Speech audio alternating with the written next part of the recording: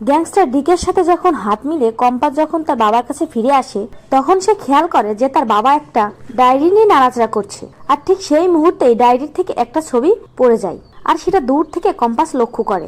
Diary থেকে যে ছবিটা পড়ে গেছে সেটা কিন্তু কম্পাসের বাবা মানে অভিজিৎ ভৌমিক খেয়াল করে না। আর কম্পাসকে দেখে তাড়াতাড়ি ডায়েরিটা অভিজিৎ ভৌমিক লুকিয়ে ফেলে, ডায়েরিটা যেখানে ছিল সেখানেই রেখে দেয়। বাবার এই ব্যবহার দেখে কম্পাস একটু সন্দেহ করে। সে এটা বুঝতে পারে না যে কেন তার বাবা তাকে দেখে ডায়েরিটা তাড়াহুড়ো করে রেখে দিল। তখন কম্পাস তার বাবাকে জিজ্ঞাসা করে যে বাবা, ওই ডায়েরিটার মধ্যে এমন কি আছে যে আমাকে দেখে তুমি এত তাড়াহুড়ো করে ডায়েরিটা রেখে দিলে?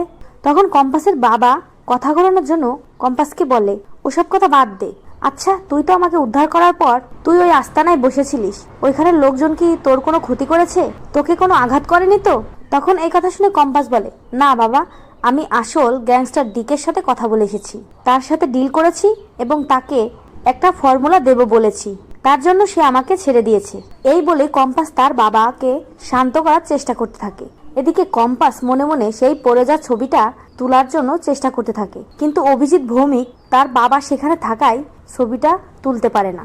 এরপর যখন অভিজিৎ ভৌমিক সেখান থেকে চলে যায়, তখন কম্পাস ছবিটা যেখানে পড়েছিল সেখানে যায় এবং সেখানে গিয়ে ছবিটা তুলে নেয়।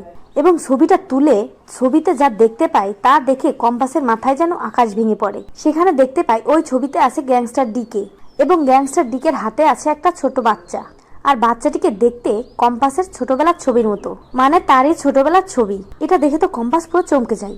কম্পাস মনে মনে বলতে থাকে, তাহলে কি ওই ডিকেই আমার আসল বাবা? তো বন্ধুরা, এবার যদি সত্যি এমনটা হয়, ডায়েরি থেকে পড়ে যা ওই ছবি দেখে কম্পাস তার নিজের আসল পরিচয় খুঁজে পায়, তার বাবাকে খুঁজে পায়, তাহলে সেটাতে তোমাদের ঠিক কেমন লাগবে কমেন্ট করে জানাও। আর চ্যানেলে নতুন হলে অবশ্যই দয়া করে চ্যানেলটি সাবস্ক্রাইব করো। সকলকে ধন্যবাদ সম্পূর্ণ ভিডিওটি দেখার জন্য।